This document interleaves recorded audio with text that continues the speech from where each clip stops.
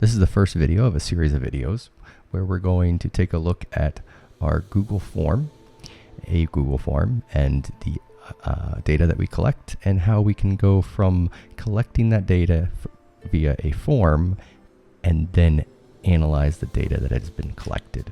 So here I am on a form that I own and I've given out to students, and these students have gone through some exercises and classes to define and understand what being othered or feeling belonging is, and they put that on a scale.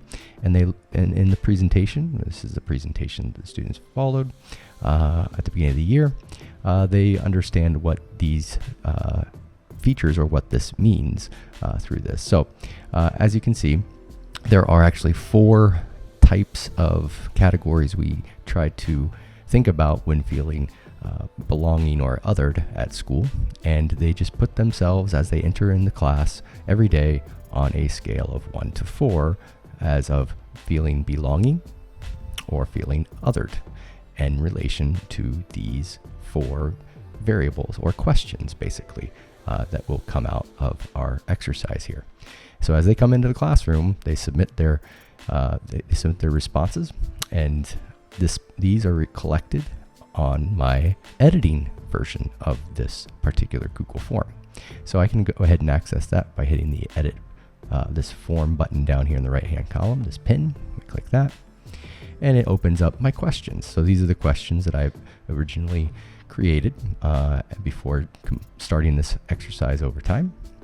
And then you can see the responses. We're several weeks, well, about a quarter into the class or the year, so we have plenty of responses to take a look at, and it does provide some visuals here, and sometimes that we can draw conclusions from this, but there is much more to this data analysis, and that's in Sheets. So you want to make sure that you've connected your Google form to a Google Sheet, and that's easy to do when you're setting it up.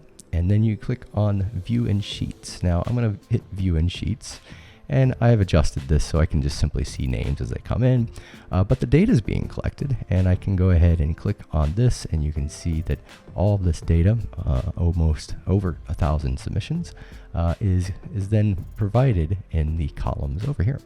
Now, this is not a very good thing to do because you have some personal information and identifiers, and if we're just trying to get general trends, we really don't need that. So what you do is you just clean this up, and then you make a clean version, take out any personal details and so forth. Just make sure you have your key variables that you want to use, or the key questions. So I'm going to come up here, and this is the result of my cleaning. You can see that I have a clean spreadsheet now with no indicators or individual indicators, and I just have the raw data that's been collected over so many times, 500 or so times. All right, so now we have a clean spreadsheet that we can work off of in our next steps to take and understand how to analyze this data that we've collected and make conclusions and share those conclusions visually with an audience. And that's what we'll be taking a look at in the upcoming videos in this series.